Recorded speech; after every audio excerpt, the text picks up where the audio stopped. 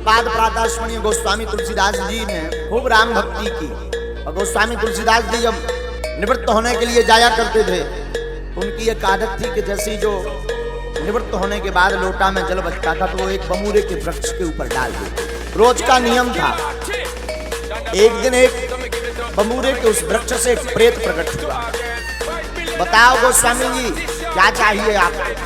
तो गोस्वामी जी बोले देखो भाई, हमें संसार की तो कोई कामना नहीं है, संसार का कोई सुख तो हमें प्राप्त नहीं करना है, हमें तो राघव राम जी के दर्शन करना है, राम जी के दर्शन करवा दो। प्रेत बोला और हम सब कर सकते हैं पर राम जी के दर्शन नहीं करवा सकते।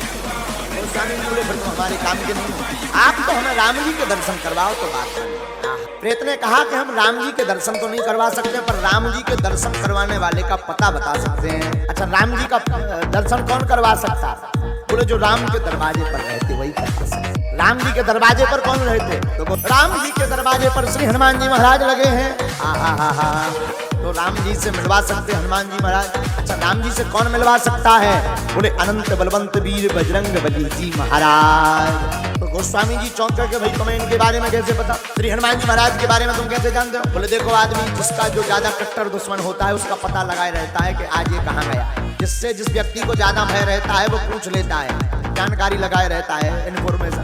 तो प्रेत बोला कि हमें सबसे ज्यादा अगर खतरा है तो ये नहीं से। तो बोले हम और तो किसी को डरते नहीं, पर ये जो मुक्तर वाले हैं इनको कहाँ मिलेंगे ये? बोले जो राम कथा में आप विराजते हो, उस राम कथा में जो सबसे पहले आ जाए, सबसे बाद में जाए, तो उन्हीं के चरण पकड़ लेना, वही श्री हनुमान जी महाराज हैं। तो स्वामी जी ने मन में विचार किया कि बात बहुत अच्छी। श्री अनंत बलवंत हनुमंत लाल जी महाराज एक कोढ़ी का रूप धारण करके आए। काय का? कोढ़ी का।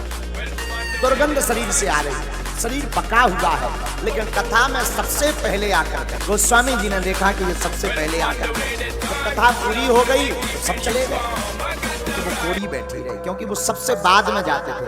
हनुमान जी की एक आदत है, हनुमान जी सबसे पहले आते हैं और सबसे बाद में जाते हैं। मानो हनुमान जी कहना चाह रहे हो कथा का पूरा लाभ लेना है तो कथा में आरती के पहले आ जाओ और विराम की आरती के बाद ही जाओ। सब चले गए लेकिन वो वृद्ध नहीं गए। तो गोस्वामी श्री तुलसीदास जी पहचान गए, यही हनुमान जी ने चरण पकड़ लिया। हे हनुमान जी महाराज, हम आपको पहचान गए, आप वीर बजरंग बली है, दर्शन दो। हनुमान जी बोले दर्शन? कौन? हम कौन? हनुमान जी अरे भैया भगो भगो, हम साधारण आदमी है, देखो शरीर में कोढ़ है, देखो भगो भगो, दुर्गंध आ रही है, आओ एक तरफ, एक भगो भैया भगो। गोस्वामी जी चरण पकड़ के अब हम पहचान गए, आप छिपो मत, अब हम जान गए आप। हनुमान जी जो बूढ़े का रूप धारण करके बैठे हुए थे वो चिल्ला पड़े, अरे भाई हम कोई हनुमान जी नहीं है, हनुमान जी तो बहुत सुंदर है, बांद्राकार में रहते हैं, का तो स्वर्ण जैसा स्वरूप रहता है, हम तो एक साधारण व्यक्ति है। लेकिन गोस्वामी जी समझ गए कि आप बन नहीं, हम पहचान गए। पता तो एकदम ठीक बताया था कि यही मकान नंबर, हम गलत पते पर नहीं आए, हमारी पोस्ट एकदम सही पते पर आई। अब आप छिपो। और जितना भक्त को भगवान के बिना नहीं रहा जाता, वैसे ही हमारे प्रभु को भी भक्तों के बिना नहीं रहा। और फिर क्या, सब जब भाग गए उसी कोढ़ी के वेश में अनंत बलवंत श्री हनुमंत लाल जी प्रकट हो गए। कैसे? हम बढ़िया। लेकिन आज से गोस्वामी जी हम प्रण लेते हैं, किसी भी कथा में अब शरीर लेकर नहीं जाएंगे, ना जाने हर बार कोई ना कोई पकड़ लेगा। उस दिन से श्री अनंत बलवंत हनुमंत लाल जी कथा में आते तो हैं पर सूक्ष्म रूप